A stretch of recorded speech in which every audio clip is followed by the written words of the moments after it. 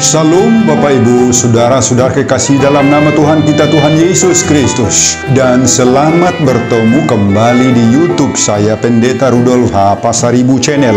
Dengan dan lewat channel ini saya komit untuk senantiasa menyebarkan pengajaran firman Tuhan. Karena saya percaya berlandaskan Yesaya pasal 55 ayat 11 bahwa firman Tuhan yang saya dan Bapak Ibu Saudara-saudara semuanya juga ikut sebar lewat apapun, termasuk lewat video ini, tidak akan kembali dengan sia-sia, tetapi akan bekerja sendiri lewat kuasa dan berkat urapan Roh Kudus.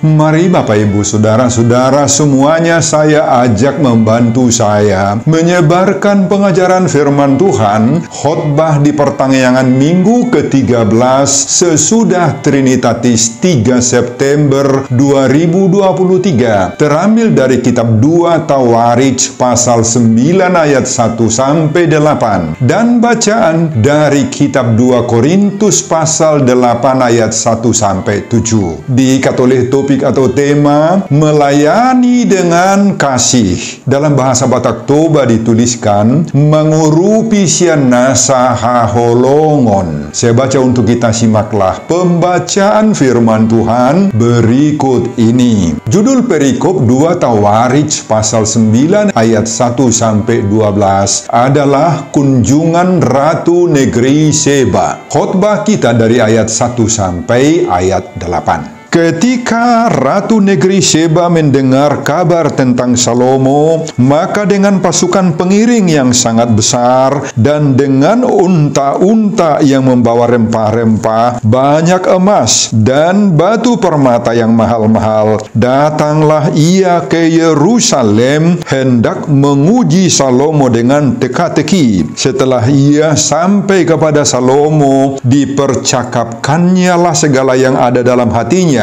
dengan dia. Dan Salomo menjawab segala pertanyaan ratu itu. Bagi Salomo tidak ada yang tersembunyi yang tidak dapat dijawabnya untuk ratu itu. Ketika Ratu Negeri Seba melihat hikmat Salomo dan rumah yang telah didirikannya, makanan di mejanya, cara duduk pegawai-pegawainya, cara pelayan-pelayannya melayani dan berpakaian, juru-juru minumnya dan pakaian mereka, dan korban-korban bakaran yang biasa dipersembahkannya di rumah Tuhan, maka tercenganglah ratu itu. Dan ia berkata kepada raja, benar juga kabar yang kudengar di negeriku tentang engkau dan tentang hikmatmu. Tetapi aku tidak percaya perkataan-perkataan mereka sampai aku datang dan melihatnya dengan mataku sendiri. Sungguh setengah dari hikmatmu yang besar itu belum diberitahukan kepadaku. Engkau melebihi kabar yang ku dengar.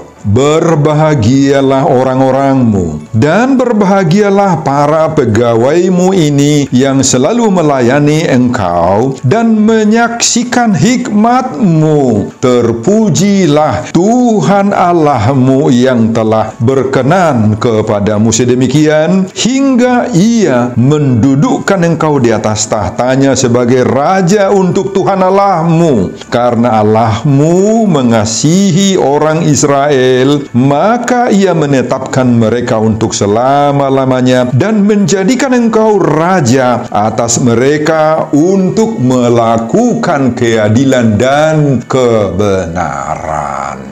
Bapak, Ibu, dan Saudara-saudara, demikianlah nats khotbah kita di pertanggungan minggu ke-13 sesudah Trinitatis 3 September 2023. Dihubungkan dengan topik atau tema minggu, melayani dengan kasih. Saudara, kemasyhuran Raja Salomo di abad ke-9 sebelum Masehi itu telah sampai ke berbagai-bagai negara di seluruh dunia saat itu, dan khususnya di negeri Seba. Negeri Seba adalah sebuah kerajaan kuno yang menurut arkeologi modern diperkirakan wilayahnya sekarang berada di Eritrea atau Ethiopia atau Yaman. Menurut kitab 1 Tawarikh pasal 1 ayat 9 dan ayat 22, penduduk kerajaan negeri Seba ini merupakan campuran antara keturunan Sem dan Ham, serta terletak di ujung selatan semenanjung Arab, terkenal sekali karena perdagangan emas dan rempah-rempah. Nama pribadi sang Ratu Seba ini tidak disebutkan dalam teks Alkitab. Tetapi menurut sumber-sumber lain dalam tradisi Ethiopia, ditemukan bahwa ia bernama Makeda. Saudara, di dalam Perjanjian Baru, tokoh Ratu Seba ini juga pernah disebutkan oleh Tuhan Yesus dalam Matius pasal 12 ayat 42 sebagai Ratu dari Selatan. Saudara, Ratu negeri Seba ini mendengar berita bahwa ada seorang raja di Yerusalem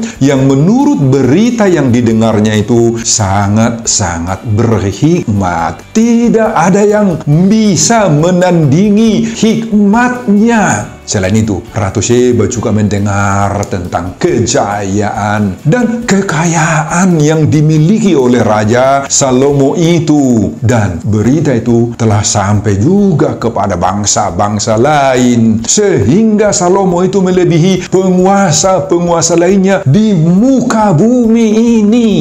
Mendengar semua kehebatan Raja Salomo itu, maka Ratu Seba sangat tertarik. Itu sebabnya sang Ratu Seba ini ingin sekali mengunjungi dan membuktikan kebenaran berita yang didengarnya itu, bahwa Salomo sangat-sangat berhikmat dan kekuasaannya juga sangat-sangat jaya serta maha kaya dalam segala hal. Bapak, Ibu, dan saudara-saudara, ketika Ratu Seba ini datang berkunjung kepada Raja Salomo, ada beberapa hal yang luar biasa, yakni pertama, Ratu Seba datang dengan segala kemegahannya. Pada ayat 1 disebutkan bahwa perkunjungan Ratu Seba ini dikawal oleh pasukan-pasukan pengiring yang sangat besar. Dan dengan unta-unta yang banyak membawa hadiah berharga bagi Raja Salomo sebagai penghormatan dan penghargaan ratu ini atas kemasyhuran Salomo. Hadiah-hadiah berharga itu adalah rempah-rempah. Juga membawa banyak emas. Emas, Bapak, Ibu, dan saudara-saudara, dan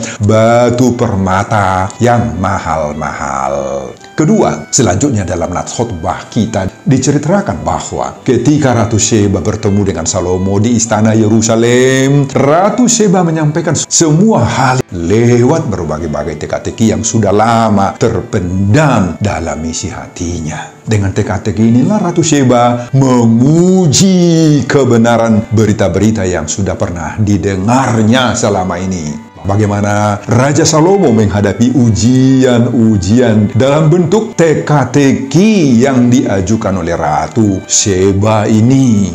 Saudara, Ratu Seba begitu kagum sekali mendengar semua jawaban-jawaban teka-teki yang dia ajukannya untuk menguji kehebatan hikmat yang dimiliki oleh Raja Salomo. Dari semua fakta-fakta yang dia dapat selama mengunjungi semua hal menyangkut kerajaan Salomo ini, termasuk istananya, pegawai-pegawai atau pekerja-pekerja istananya, kekayaan Salomo, dan lain-lain, Ratu Seba menemukan 4 hal yang selama ini ia belum pernah dengar. Apa itu? Pertama, setiap pertanyaan yang disampaikan oleh Ratu Seba, tidak ada yang tidak bisa dijawab oleh Raja Salomo. Kedua, Ratu Seba begitu sangat-sangat kagum dengan jawaban-jawaban yang penuh hikmat. Ketiga, Ratu Sheba begitu sangat kagum dengan kemegahan rumah Tuhan atau bait Allah yang didirikan, dibangun oleh Raja Salomo. Juga Ratu Sheba begitu kagum akan makanan yang disajikan, cara-cara duduk, cara-cara berpakaian, dan cara-cara melayani dari para pelayannya, yakni etika dan etiket mereka itu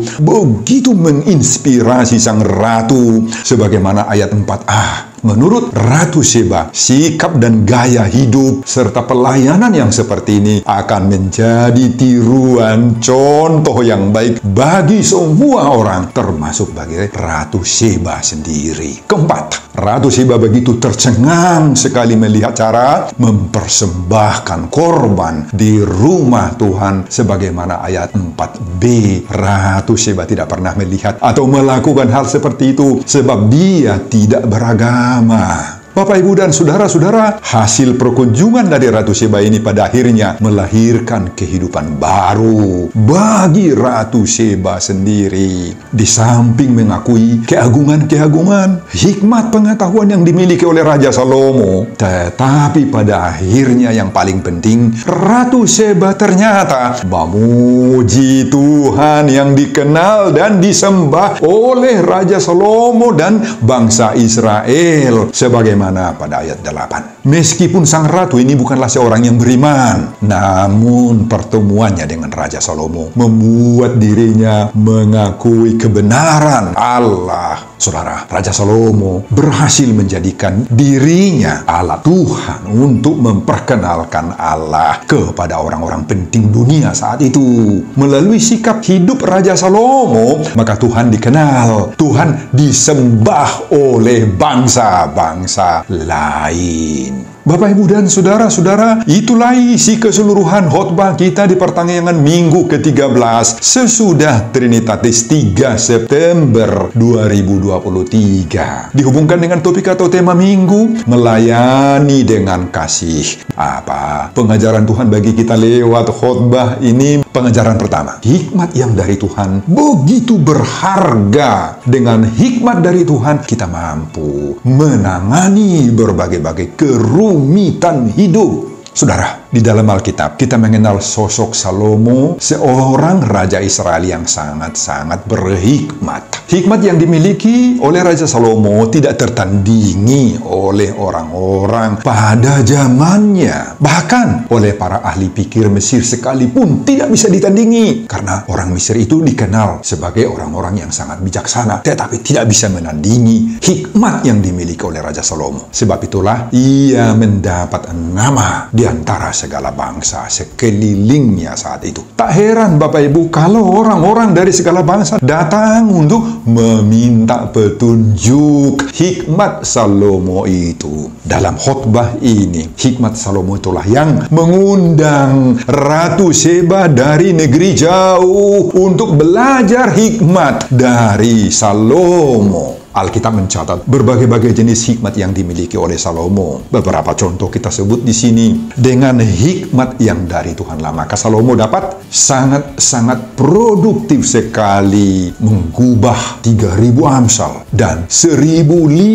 nyanyian sebagaimana 1 Raja-Raja pasal 4 ayat 32. Nah, Raja Salomo bersajak tentang pohon-pohon dari pohon aras yang di Gunung Libanon sampai kepada hisop yang tumbuh pada dinding-dinding batu yang sangat kecil. Nah, dalam salah satu kisah tentang kebijaksanaannya yang tertulis di 1 Raja-Raja pasal 3 ayat 16-28, ada 2 perempuan sundal yang bertengkar. Mereka saling menuduh bahwa temannya lah yang menindih bayinya sendiri hingga mati dan kemudian menukarkannya dengan bayinya yang masih hidup. Nah, apa yang dilakukan oleh Salomo? Dia mengancam untuk membelah 2 bayi yang masih hidup itu sehingga masing-masing mendapat sebahagian di sini, sebahagian di sini.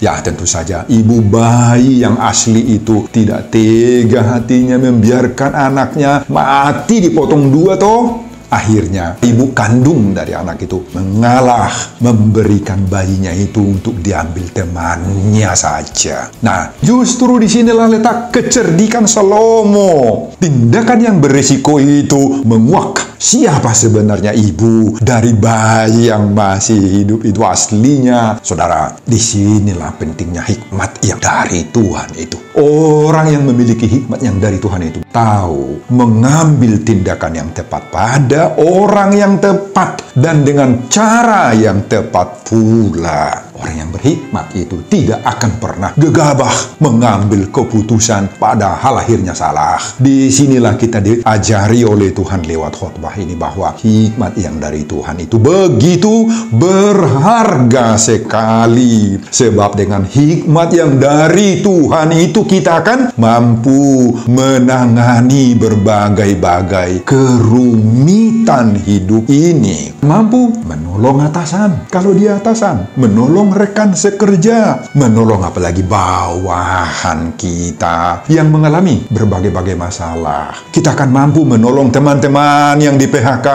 yang bisnisnya mengalami pukulan berat juga, menolong supaya mereka terhindar dari kerugian material hingga bisa pulih kembali. Nah, orang yang berhikmat mampu menolong untuk merukunkan saudara-saudara sekeluarga yang bermasalah dalam hubungan dengan mertua, dalam hubungan dengan teman semarga, menolong saudara-saudara segereja yang bermasalah akibat pelayanan yang tidak sehati sepikiran, dan lain sebagainya. Memang di dunia ini Bapak Ibu, apalagi di era perkembangan teknologi dan di bidang IT, Information and Technology, ramenya jaringan-jaringan di medsos atau media sosial yang menawarkan bentuk-bentuk hikmat. Demikian juga usaha-usaha iblis, setan, lewat para penipu-penipu yang menawarkan jasa-jasa, janji-janji keuntungan untuk mendapatkan uang, harta yang banyak. Nah, untuk semuanya itu kita butuh hikmat yang dari Tuhan agar kita bisa memilah-milah apa-apa yang baik dan apa-apa yang berpotensi menggiring kita kepada dosa dan kekeliruan. Disinilah pentingnya hikmat yang dari Tuhan itu. Alkitab mengajar, ujilah segala sesuatu dan berpeganglah kepada yang baik. 1 Tesalonika 5 ayat 21. Nah, orang yang berhikmat akan menguji dan berpegang kepada yang baik yang berasal daripada Tuhan. Dengan hikmat yang dari Tuhan itu, mari kita melayani dengan kasih. Sebagaimana topik minggu ke-13 sesudah Trinitatis, 3 September 2023. Pengajaran kedua, jangan terlalu mudah mempercayai kabar yang didengar. Buktikanlah sendiri. Saudara, berita tentang kehebatan Raja Salomo yang begitu bijaksana dan tentang Allah yang disembah oleh Salomo itu sangat-sangat menarik perhatian Ratu Seba itu. Meskipun dia berada di negeri jauh, tetapi semua berita tentang Salomo itu hanya terdengar dari mulut ke mulut saja. Hanya lewat apa? Kata orang semuanya saja yang didengar selama ini. Adapun jarak antara kerajaannya di Ethiopia atau Arab Selatan dengan Yerusalem itu diperkirakan sejauh 1.200 mil atau 60 hari waktu perjalanan untuk menempuh. Itu sebabnya berita-berita yang didengarnya itu bisa saja ditambah-tambah atau bahkan dimanipulasi. Itu sebabnya Ratu Seba menghadapi pergumulan berat. Di satu sisi, dia sangat tertarik dengan berita-berita tentang kehebatan Raja Salomo dan mau belajar darinya. Tetapi di pihak lain, dia sangsi akan kebenaran dari berita-berita yang didengarnya itu. Nah, oleh karena itu, ia ingin membuktikan sendiri apakah kabar yang dia dengar itu sungguh-sungguh dapat dipercaya atau hanya sekedar berita hoaks. Oleh karena itulah, dia mengambil keputusan harus langsung pergi menemui Salomo. Meski membutuhkan perjalanan nan panjang lama sekali, tetapi semua itu tidak lagi menjadi penghalang baginya karena hatinya ingin sekali membuktikan hikmat Allah dalam diri Raja Salomo itu. Ratu Sheba ingin membuktikan dan mengalami sendiri betapa hebatnya, hikmatnya Allah yang dimiliki oleh Raja Salomo itu. Nah, Bapak Ibu dan saudara-saudara, hasrat besar Ratu Sheba untuk membuktikan kebenaran ini mengajar kita sekarang tentang keseriusan kita untuk memiliki dan berusaha mendapatkan kebenaran-kebenaran, berusaha mendapatkan hikmat serta ilmu pengetahuan secara langsung. Kita harus rela mengejarnya sampai kemana-mana, Bapak Ibu, asal bisa mendapatkan kebenaran-kebenaran itu. Kita harus rela memakai segala usaha, segala tenaga, fasilitas yang kita miliki, bahkan mengeluarkan banyak biaya seperti Ratu Sheba ini, asal kita mendapatkan apa yang kita anggap sangat-sangat berharga, terutama mendapatkan kebenaran-kebenaran, mendapatkan hikmat yang dari Allah. Bapak Ibu dan saudara-saudara, belajar dari kesungguhan Ratu Sheba ini, parsitutuon ni Ratu Shebaon, bahwa untuk mendapatkan dan membuktikan kebenaran-kebenaran atau kerinduan-kerinduan kita itu tidak selalu mudah. Pasti yang kita rindu-rindukan itu tidak datang sendiri toh. Butuh keseriusan kita atau kesungguhan hati kita untuk mendapatkannya. Nah, oleh karena itu Bapak Ibu dan saudara-saudara, sebagai anak-anak Tuhan, kita jangan terlalu mudah percaya dengan omongan orang. Seberapa pintar pun orang itu untuk meyakinkan kita tentang kebenaran tertentu. Nah, kita harus hati-hati untuk menerimanya. Kenapa? Karena sekarang ini banyak beredar berita-berita hoax. Nah, minta dulu kuasa Roh Tuhan agar kita diberinya hikmat, kemampuan untuk menimbang-nimbang sesuatu itu benar atau tidak. Jika memang tidak benar atau tidak selaras dengan kehendak Tuhan, jangan paksakan dirimu untuk menerimanya. Janganlah kita melakukannya. Akan ada yang lebih baik yang akan diberikan oleh Tuhan bagi kita. Nah, selalu saja usahakan untuk membuktikan kebenaran-kebenaran informasi yang kita dengar itu. Bagaimanapun caranya. Kalau sudah terbukti ada kebenarannya, maka jangan keraskan hatimu untuk menolaknya. Kalau itu benar, terimalah dan belajarlah dari kebenaran-kebenaran itu. Terlebih, pakailah kebenaran-kebenaran yang kamu dapat itu untuk melayani dengan kasih. Sebagaimana topik minggu ke-13 sesudah Trinitatis 3 September 2023. Pengajaran ketiga, lewat karunia-karunia yang kita miliki, orang lain merasa terberkati. Saudara, Salomo mempergunakan hikmat Allah dan berbagai-bagai berkat yang dikaruniakan Allah kepadanya untuk memasyurkan nama Allah kepada bangsa-bangsa. Segala sesuatu dilakukan oleh Salomo untuk membawa orang kepada Allah, percaya kepada Tuhan. Salomo mempergunakan hikmat yang datang dari Allah itu dan berbagai-bagai berkat yang dikaruniakan Allah kepadanya itu untuk memasyurkan nama Allah kepada bangsa-bangsa. Salomo mempergunakan hikmat Allah. Segala sesuatu dilakukan oleh Salomo untuk membawa orang-orang kepada Allah melalui kesaksian hidup Salomo. Saudara, apa yang dilakukan oleh Salomo itu terbukti dalam pengalaman Ratu Sheba. Apa buktinya dalam diri Ratu Sheba? Keterkejutan Ratu Sheba makin berlipat ketika ia menemukan bahwa berita yang ia dengar di negerinya ternyata hanya memuat separuh dari realita saja. Ternyata setelah bertemu langsung dengan Salomo, apa yang didengar oleh telinganya, dilihat oleh matanya sendiri, jauh melebihi dari apa yang didengar selama ini. Sekarang Ratu Sheba mengakui, tetapi aku tidak percaya perkataan-perkataan mereka sampai aku datang dan melihatnya dengan mataku sendiri. Sungguh setengah dari hikmatmu yang besar itu belum diberitahukan kepadaku. Engkau melebihi kabar yang kudengar, kata Ratu Sheba dalam ayat 6 khotbah kita ini. Dan sekarang, selain memuji Salomo, ia juga menaikkan pujian kepada Tuhan sebagaimana ayat 8. Terpujilah Tuhan Allahmu yang telah berkenan kepadamu hingga Ia mendudukkan engkau di atas tahtanya sebagai raja untuk Tuhan Allahmu.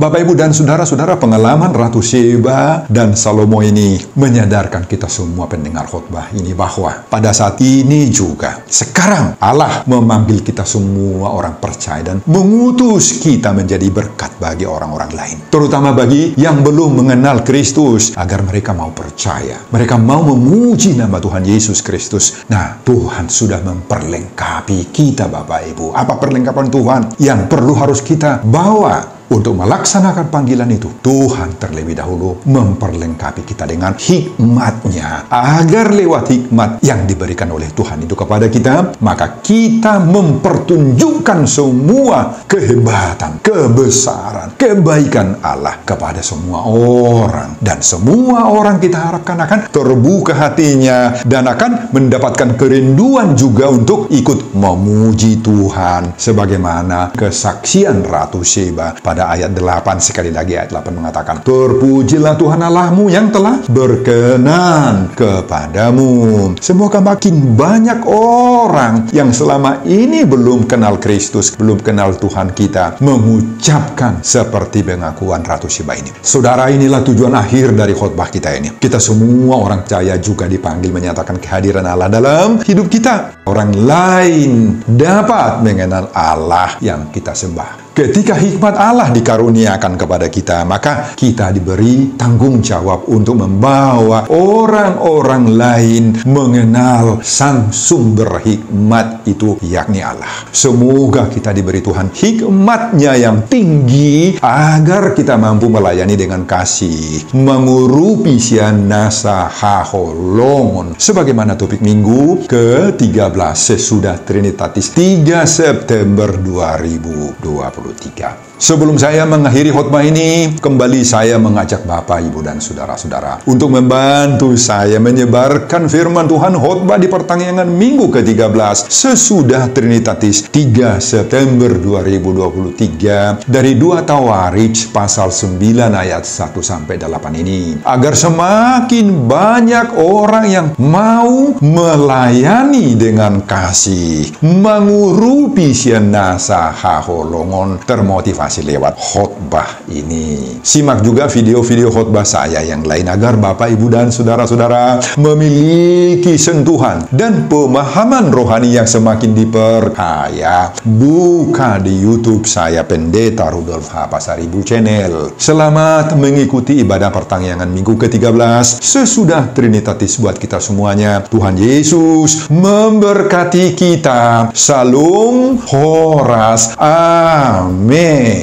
Bapak, terima kasih untuk firman yang Engkau berikan kepada kami pada saat ini. Ratu Sheba begitu mengagumi kehikmatan yang dimiliki oleh Raja Salomo, dan dia membuktikan sendiri, dan pada akhirnya dia juga memuji-muji nama Tuhan Allah. Terima kasih untuk khotbah ini. Semoga semakin banyak orang yang mau mempercayai Tuhan. Kiranya kami juga mampu memperkenalkan Tuhan lewat berbagai-bagai hikmat, berkat-berkat, karunia-karunia yang Engkau berikan kepada kami. Berkatilah setiap pendengar khotbah ini Tuhan, supaya sungguh-sungguh dapat mengaplikasikan hikmat yang datang dari Tuhan itu sebagai pujian kebesaran bagi Tuhan. Berkati juga hamba-Mu